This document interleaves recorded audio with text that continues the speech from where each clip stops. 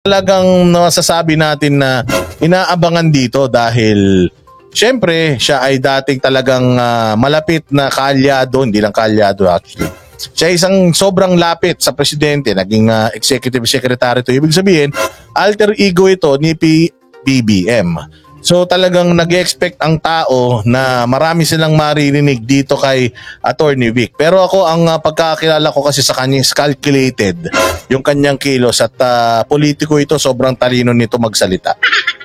So pakinggan natin itong kanyang time, yung kanyang 5-minute na time dyan sa event na yan sa Cebu.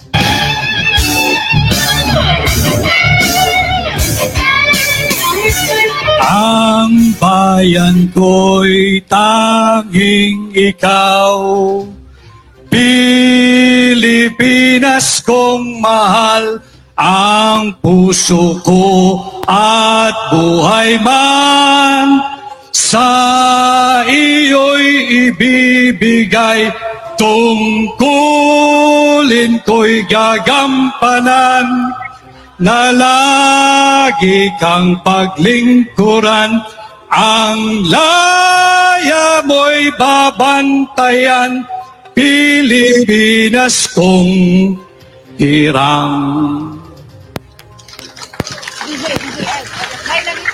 Maayong gabi, Sugbo. Maayong gabi, Pilipinas. Maayong gabi sa kanatong tanan. Alam nyo, nung nakita ko itong ginawa to ni Attorney Vic, yung bigla siyang kumanta, hindi in-expect nung iba.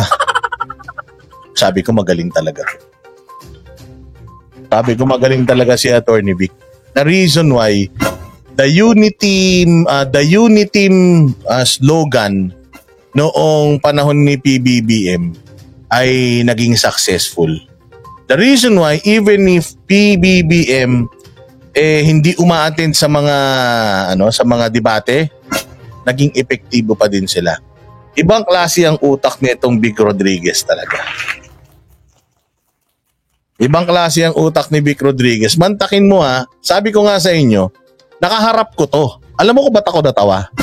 Kasi wala sa karakter niya to, mga bossing. Ako sa magaling kasi ako magbasa ng tao. Siguro hindi ako perfecto pero makikita ko naman kung ano yung capabilities ng tao Hindi ko nakita itong part na ito na part na capabilities niya. Yung dito nung napanood ko to, sabi ko ay magaling talaga si Attorney Vic pagdating sa tao. Kaya naman pala ganun na lang kung tangkilikin ng taong bayan yung tandem ni Inday Sara at ni BBM noon dahil ito ang utak, mga bossing. Si Vic Rodriguez ang utak ng lahat ng mga kaganapan ng kampanyahan. Oo, maniwala kayo sa hindi. Kasi kaya ako natatawa ng bagya gawa ng hindi ko to nakikita na gagawin niya. Pero ginawa niya yun just to get the attention ng lahat ng mga nanonood dyan. Not just the attention but yung puso ng nanonood. Nakita nyo naman si Baste napataas ng kamay. Kasi kailangan mong gamitin yung alab ng damdamin ng mga tao para maintindihan nila yung sasabihin mo. Kasi you have to get their attention. And dyan, nakuha niyo yung attention. Ginawa niyo yun to get their attention and then magsasalita siya ngayon. So maiintindihan ng lahat yung kanyang sasabihin. Galing. Mahusay, politiko ito. Maniwala kayo mga bossing. Politiko talaga ang galawan nito ni Attorney Vic at hindi naman masama yun. Ang tinood nga oposisyon laban sa pekeng People's Initiative.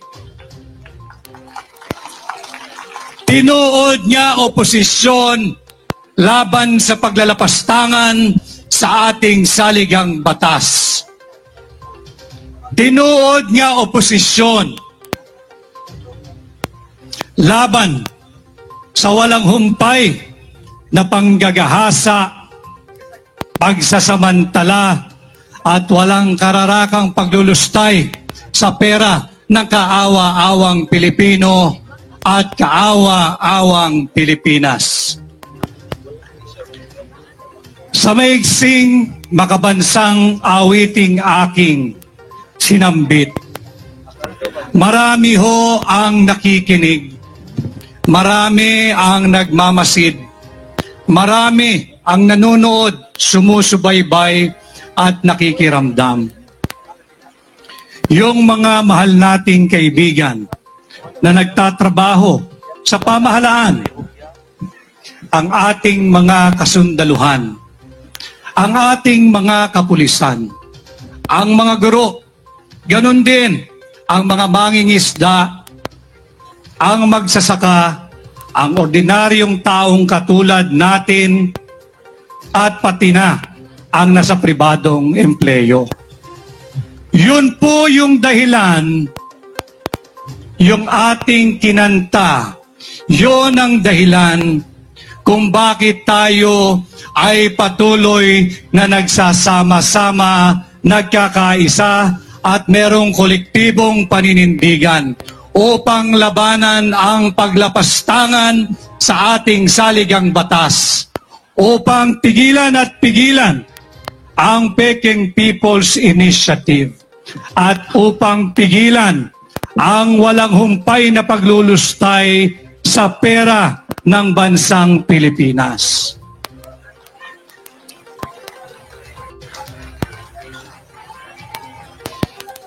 Hindi po matatapos at natatapos ngayong gabi ang patuloy na paghakbang ng mga maiisog sa patuloy na paggabay ng ating mahal na Tatay Digong, Pangulong Rodrigo Roa Duterte.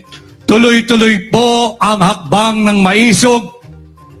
Iikot po tayo at gigisingin ang mga natutulog na diwa ng ating mga kapwa Pilipino upang dalhin sa kanila ang labang ito at samahan tayong tutulan ang Peking People's Initiative na ang tanging layunin lamang ay mapanatili ang iilan, ang iilang tao, ang iilang pamilya sa kapangyarihan. Kaya po, hindi ko na... Ang safe? Sabihin mo kung sino yung pamilya. Sabihin mo kung sino sila. Oh, sabi nga, stop stating the obvious. Hindi, kailangan. Para talagang maging buo ang aming paniniwala na ikaw ay talagang para sa bayan. Sabihin mo na kung sino yung mga yan. Sabihin mo na kung sino yung mga pamilya na yan, hindi yung mga iilang pamilya. Para talagang kumpleto, Atty. Vic, ikaw talaga. Pakakahabaan, tuloy-tuloy po ang hakbang ng maisog. Sama-sama po tayong iikot at sabay-sabay na iparirinig ang ating nagkakaisang tinig that we, the sovereign Filipino people, are not for sale. Maraming salamat at Pakan. Alam mo, dyan una nag-away si Marlica tsaka si si Bagong Lipunan.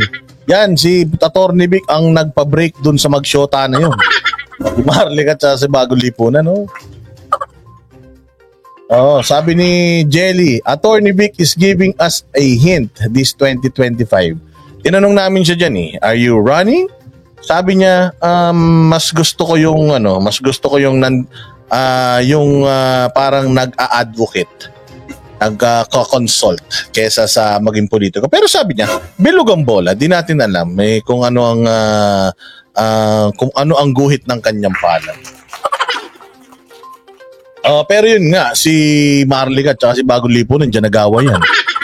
Kasi nga, ine-expect ni Bagong Lipunan na makakakuha si Marlica ng mga malulupit na mga impormasyon. Mapapaamin niya tungkol sa pulburon, tungkol sa session, tungkol sa inuman dyan. Pero nakita niyo sobrang ingat. Nung kami din, Nung siya'y aming kausap, ganun din, talagang yung kanyang mga sagot is very statesman-like. Abogado kasi to, at di naman to basta-basta abogado eh. Kumbaga naging little president ito mga boss eh. At nanalo ang BBM Sara tandem dahil sa utak nito eh. Oo, sabi nga niya, 'di ba, siya actually ang siya ang arkitekto nung hindi pag-attend ni BBM sa mga debate. Ang ganda pa nga ng paliwanag niya doon, hindi ko alam kung pwede ko sabihin eh.